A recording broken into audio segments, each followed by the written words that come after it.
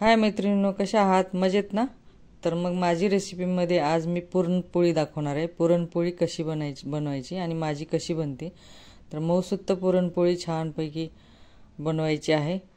तर मग चला तर आपण पुरणपोळी कशी बनवतो. कारण आपला पारंपरिक जो स्वयंपाक आहे तो पुरणपोळीचाच आहे. प्रत्येक सणाला आपल्याला पुरणपोळी करावीच लागते. तर चला मग आज मी पुरणपोळी करणार आहे. तर 1 वाटी मी कुंडावाटी डाळ घेतलेली आहे आणि ते स्वच्छ धुवून घेतलेली आहे. परत मग मी कुकरला ते डाळ लावलेली आहे. गॅसवरती ठेवायचं आहे. टोपण लावून गॅसवरती ठेवते कुकरचं आणि 2 शिट्ट्या काढून घेते. 2 शिट्ट्यामध्ये डाळ मस्त शिजते. कारण घरची आहे.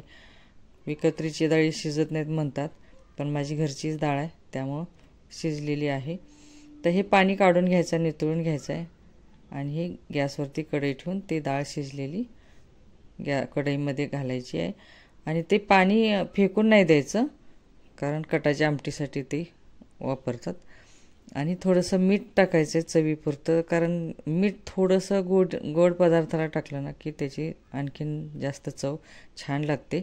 आणि थोडीशी हळद टाकली, कलर पिवळा यावा म्हणून. ज्या वाटीने मी डाळ घेतलेली होती त्याच वाटीनं मी पाऊण वाटी गूळ घेतलेला आहे. एवढा गूळ पुरेसा होतो. जास्त सपक होत नाही आणि जास्त गोड पण होत नाही. ज्यांना जास्त गोड खायचं आहे त्यांनी पूर्ण वाटी टाका. डाळीबरोबर प्रमाण बरोबर घ्या. तर हे अशा पद्धतीनं पातळ होतं, परत अजून घट्ट होतं. हे थोडासा गॅस बारीक करून ठेवला ना की तर झाले आपलं पुरण. बंद करूया गॅस आणि हे पुरण वाटून घ्यायचं आता असं चाळणीनं. तर हे बघा, हे असं वाटायचं. बघा तुम्ही किती छान स्मूथपणा येतो. हां, छान वाटून घेतलं. तर चला मग मी कणिक मळून ठेवलेली होती अगोदरच. तर मग आता पुरणपोळी बनवायची आहे. तर हे अशा प्रकारे उंडा करायचा आहे.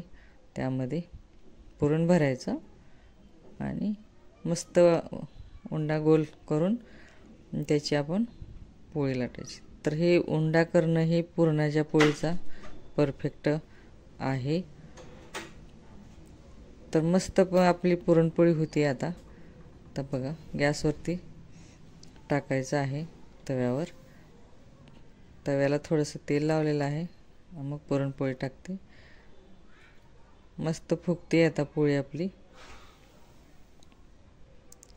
बघा, खूप सुंदर होते पुरणपोळ्या.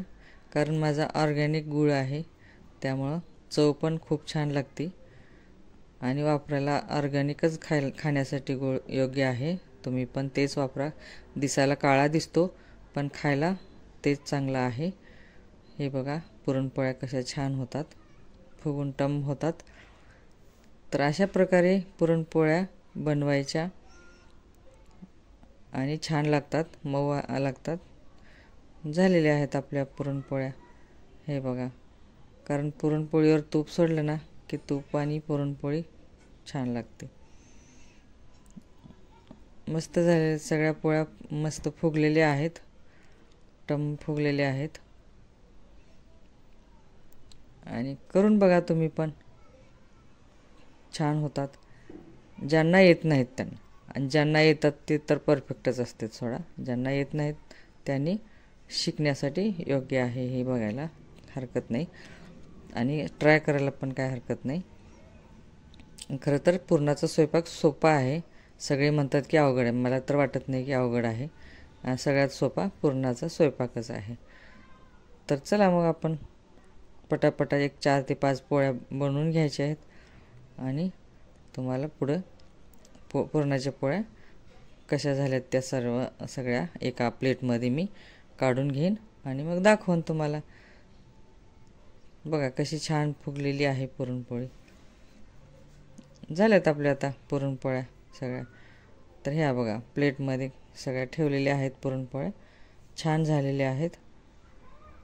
खाण्यासाठी तर मऊसूत होटानं खातील असं मऊ झालेले आहेत. तर शेअर करा, सबस्क्राईब करा.